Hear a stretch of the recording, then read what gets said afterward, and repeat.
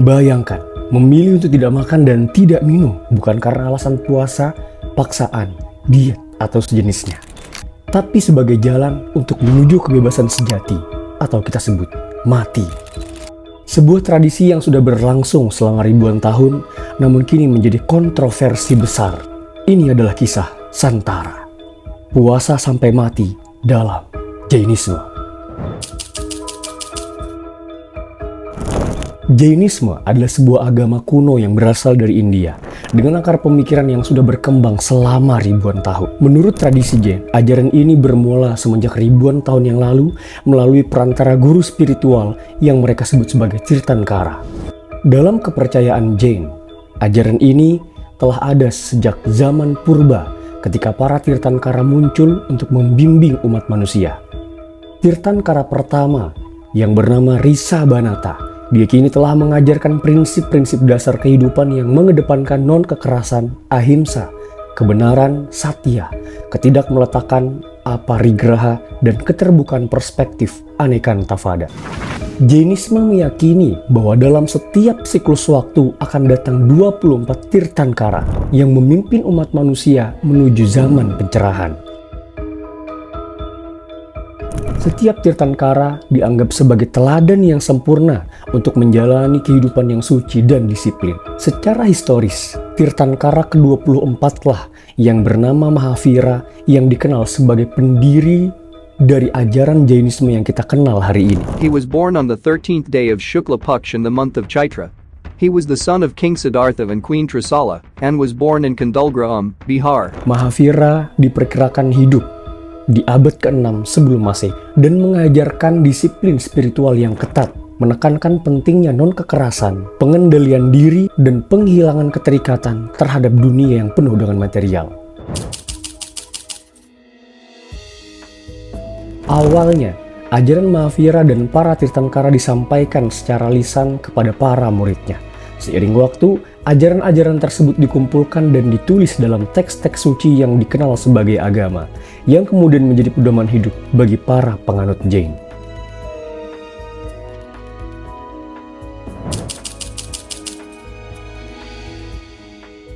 Sekarang kita membahas tentang konsep ketuhanan dalam ajaran Jainisme. Bagaimana Tuhan mereka? Jadi ada satu hal yang unik yang menurut gue dalam setiap agama-agama yang kita kenal hari ini, ada Islam, ada Kristen, ada Hindu, ada Buddha, dan lain-lain. Setiap agama hari ini memiliki Tuhan. Tapi ada satu hal yang unik dari agama ini. Dari agama ajaran Jainisme ini, mereka tidak memiliki Tuhan. Mereka tidak memiliki pencipta, mereka tidak memiliki pengatur alam semesta. Jainisme tidak mengajarkan adanya Tuhan yang menciptakan dan mengatur alam semesta. Menurut ajaran Jain, alam semesta bersifat kekal, tidak memiliki awal atau akhir, dan berjalan sesuai dengan hukum alam serta karma. Namun di sisi lain, Jain mengakui adanya makhluk-makhluk yang disebut dengan dewa yang hidup di langit sana.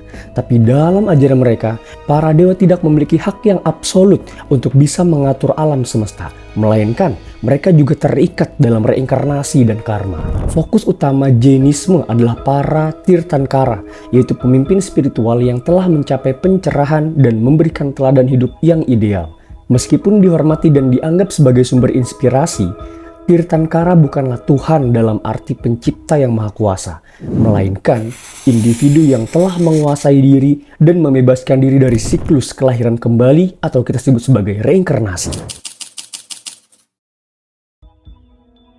Ajaran Jain menyebutkan bahwa setiap individu adalah penanggung jawab dari diri dia masing-masing untuk menuju sebuah kebebasan atau yang disebut dengan moksha. Dengan mengikuti prinsip-prinsip seperti ahimsa, satya, aparigraha, dan anekantavada, seseorang dapat membersihkan karma dan mencapai pencerahan tanpa bergantung pada kehadiran Tuhan pencipta. Dalam ajaran Jainisme, itu mengedepankan tentang prinsip-prinsip Seperti yang pertama, ahimsa. Ahimsa ini menghargai setiap bentuk kehidupan dan menolak segala bentuk kekerasan. Prinsip utama Jainisme adalah ahimsa, yaitu tidak menyakiti makhluk hidup dalam bentuk apapun, termasuk untuk makan. Jadi jika seandainya dalam sehari-hari kita makannya daging, kita makan lauk pauk ya, mancing untuk dapat ikan, nah otomatis kan untuk menjadikan hewan-hewan itu menjadi makanan, itu kan disembelih ya. Tapi dalam ajaran Jainisme ini, mereka melarang untuk menyakiti hewan dalam bentuk apapun, even itu untuk menyembelih dan dimakan. Tidak heran, kebanyakan dari mereka adalah vegetarian. Ada yang unik dari pikiran mereka. Tumbuhan juga adalah makhluk hidup, dan jika dipotong maka dia akan tersakiti. Tapi karena mereka tidak punya jalan lain selain bisa makan dengan itu, maka mereka mengambil jalan itu untuk bisa makan. Practicing Jains are strict vegans who may not take life or any product of life, be it milk, honey, eggs, butter, soap, or silk. Even with these high standards, devout Jains believe they are still far short of that perfect state of harmony with all other living things. Yang kedua, kejujuran atau satya. Menjunjung tinggi kebenaran dalam ucapan dan tindakan. Gue yakin bahwa semua agama mengajarkan untuk jujur, termasuk juga dalam ajaran Jainisme ini. Yang ketiga, aparigraha. Mendorong hidup sederhana dengan mengurangi keinginan duniawi. Pengendalian terhadap keinginan duniawi dan ketidakmeletakkan terhadap harta benda merupakan bagian penting dalam ajaran Jainisme. Praktik ini membantu penganutnya untuk fokus pada pencapaian spiritual daripada hal-hal materi. Yang terakhir, anekantavada, mengakui bahwa kebenaran bisa memiliki banyak sisi atau sudut pandang. Ajaran ini menekankan bahwa kebenaran memiliki banyak sekali sisi. Jainisme mengajarkan untuk selalu terbuka terhadap berbagai perspektif, sehingga menghindari konflik dan pikiran dogmatis. Konsep ini mendorong toleransi dan penghargaan terhadap perbedaan. Selanjutnya, moksha atau karma. Jainisme mengajarkan bahwa setiap tindakan menciptakan karma yang mengikat jiwa dalam siklus reinkarnasi. Tujuan utama dari mereka adalah untuk mencapai moksha atau pembebasan, yaitu melepaskan jiwa dari belenggu karma melalui disiplin spiritual dan etika yang tinggi. Dalam Jainisme, puncak dari perjalanan spiritual, moksha, bukanlah tentang berpindah ke tempat tertentu seperti surga atau neraka, melainkan keadaan pembebasan total dari siklus kelahiran kembali dan penderitaan duniawi. Artinya, jiwa yang telah mencapai moksha telah melepaskan diri dari belenggu karma dan terlepas dari batasan ruang dan waktu. Moksha menggambarkan kondisi pencerahan mutlak di mana jiwa masuk ke dalam kesucian dan kebebasan sejati. Begini, reinkarnasi adalah terlahir kembali. Dalam ajaran Jainisme, tidak ada awal dan tidak ada akhir, serta tidak ada Tuhan. Yang mereka percayai adalah hidup ini kekal selama-lamanya. Setelah kita mati, maka kita akan terakhir kembali. Nah, untuk bisa bebas dari siklus terlahir kembali ini, maka itulah yang dinamakan dengan moksha. Bagaimana caranya mereka bisa bebas dari siklus reinkarnasi? Salah satu caranya adalah dengan santara. Tradisi-tradisi dalam Jainisme, ada festival, juga ada ritual khusus. Jainisme memiliki perayaan penting seperti Paryusana atau Deslaksana pada beberapa aliran, di mana penganutnya merenung, berpuasa, dan meminta ampun atas dosa. Festival ini tidak hanya sebagai momen spiritual, tetapi juga sebagai ajang mempererat tali persaudaraan dalam komunitas. Fasting festival of Paryushan, for which several Indian states imposed a meat ban, began. Members of the Jain community will be fasting for a week till September 17th.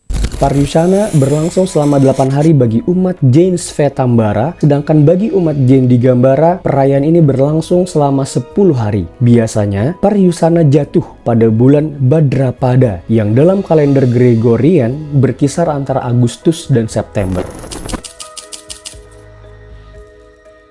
Sekte utama dalam aliran Jainisme. Yang pertama ada Svetambara dan yang kedua ada Digambara. Apa yang membedakan kedua ini? Ayo kita bahas. Digambara, para pengikutnya biasanya tidak mengenakan pakaian sebagai simbol pelepasan terhadap kekayaan dunia. Dalam tradisi Digambara, memang benar bahwa para biksu pria memilih untuk hidup tanpa pakaian sebagai simbol pelepasan total dari dunia dan keterikatan material. Jadi memang benar-benar mereka dari awal mereka hidup sampai mereka mati nanti, mereka tidak memakai sehelai pakaian pun. Artinya, sepanjang hidup.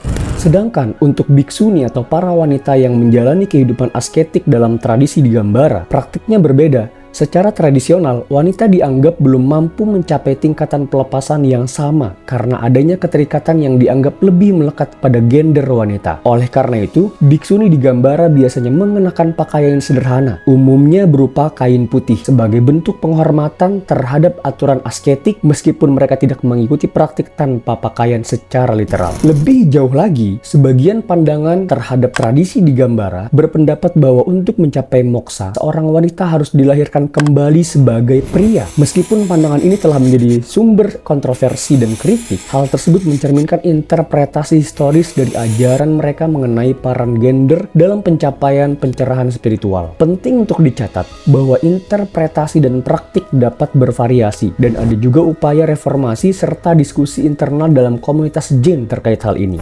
Yang kedua, Shvetambara. Mereka mengenakan pakaian putih dengan interpretasi yang sedikit berbeda tentang beberapa ajaran dan praktik. Dalam tradisi Shvetambara, para biksu dan biksuni mengenakan pakaian putih sederhana. Pakaian putih ini melambangkan kesucian, kesederhanaan, dan penolakan terhadap kemewahan duniawi, namun tetap praktis dalam kehidupan asketik mereka. Berbeda dengan pandangan di Gambara yang mengharuskan wanita untuk terlahir kembali agar bisa mencapai moksa, dalam aliran Shvetambara, wanita melalui biksuni dianggap memiliki potensi yang sama untuk mencapai pembebasan. Mereka menjalani disiplin spiritual yang ketat, mengikuti ajaran Tirthankara, dan berpartisipasi aktif dalam kehidupan keagamaan. Secara keseluruhan, Shvetambara lebih inklusif terhadap kehidupan para perempuan dalam kehidupan spiritual, dengan memberikan ruang bagi biksuni untuk menjalani kehidupan asketik dan mengejar pencerahan tanpa harus mengorbankan identitas gendernya. Selanjutnya kita akan membahas tradisi yang sekarang menjadi kontroversi besar, yaitu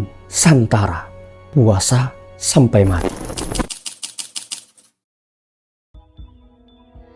Salah satu tradisi yang kontroversial dan unik adalah tradisi Santara atau Salekhana. Praktik ini merupakan puasa total sampai mati yang dilakukan secara sadar dan damai sebagai bentuk pelepasan diri dari unsur duniawi dan karma. Santara atau juga disebut dengan Salekhana adalah praktik spiritual dalam agama Jain yang melibatkan puasa total hingga kematian. Ini bukan tentang bunuh diri, tetapi dianggap sebagai cara suci untuk mencapai moksa, kebebasan dari siklus reinkarnasi. Orang yang menjalani Santara melakukannya dengan kesadaran penuh, tanpa rasa takut, dan dengan tujuan spiritual. Pertanyaannya adalah, mengapa mereka melakukannya?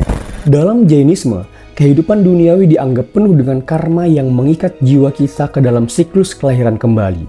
Dengan melepaskan diri dari tubuh secara perlahan dan damai, seseorang dapat mencapai kesucian spiritual. Praktik ini biasanya dilakukan oleh para biarawan, orang tua yang sudah tidak memiliki tanggung jawab duniawi, atau mereka yang sakit parah. Lalu bagaimana proses Santara? Santara tidak dilakukan secara mendadak. Pertama, seseorang mengurangi konsumsi makanan dan air secara perlahan. Mereka merenungkan hidupnya, memaafkan orang lain, dan mempersiapkan kematian dengan damai. Hingga akhirnya mereka berhenti makan dan hanya mengandalkan meditasi hingga tubuhnya melemah dan akhirnya meninggal dunia. Lebih mudahnya seperti ini. Kan kita nggak mungkin kalau malam ini kita mukbang, terus besoknya kita tiba-tiba Santara sampai berminggu, sampai berbulan, sampai berpuluh-puluh hari kemudian kita nggak makan. Nggak mungkin.